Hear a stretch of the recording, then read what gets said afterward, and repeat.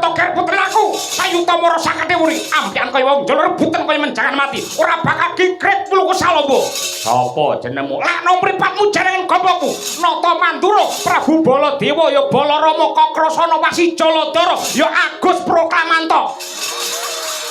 bareng ganggu wong bersih desa kanurunan ra gelem menjegali karo laku tak gaglak limpamu lakon tak untal malang piye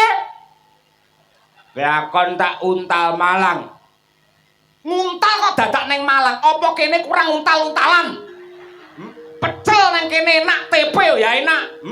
nguntal ning Malang arep golek pista apa piye apa ayo gigit wak cokot ayo cokoten nyok gulu cokoten nyok ager cokoten arep nyokot pupu cokoten kok sik to aja ditawak-tawakne lek nawak-nawakne ngene biasane wis ra enak kowe lek njaluk tak pangani menengo dhisik engko tak pangan alon-alon arep dipangan polahe kaya kitiran minggat bali tinimbang bali wirang luwih becik dadi batang piye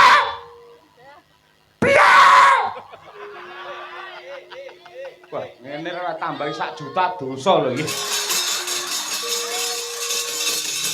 pungkakku tampane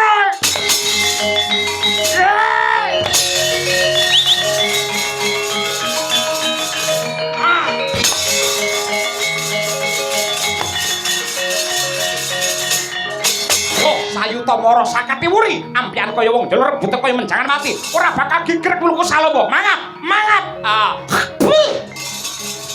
ayo ing kene dalan patimu ngono kok ngendel-ngendelke ora gondro kepira kowe modal kowe iki jalukku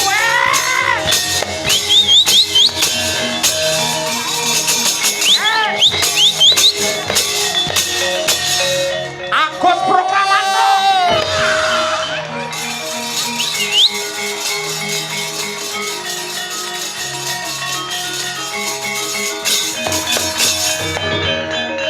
niki enten titipan amplop saking Pak Sutrisno lah tombo iki nggih tombo teng lakon Rama Tambak dapuk napa ta mangke aku dadi Sugriwa lho tujune kok cawis lho sandangane Baladewa gumun aku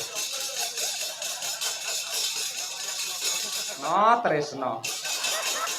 wong ora ngerti pakep genah Ramayana kon metu Baladewa RT napa RW ta Bu niku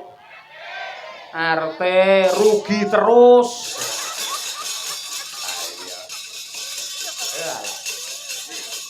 nuruti piyai akeh iya ora kurang dalan ya Mak wis muga-muga dadi renane penggalih ya sapa ngerti engko rampung wayangan awake dhewe salaman karo Pak Tresno bar kuwi matur nuwun Pak Dalang menika enten arta setunggal yuta mang tampi ayo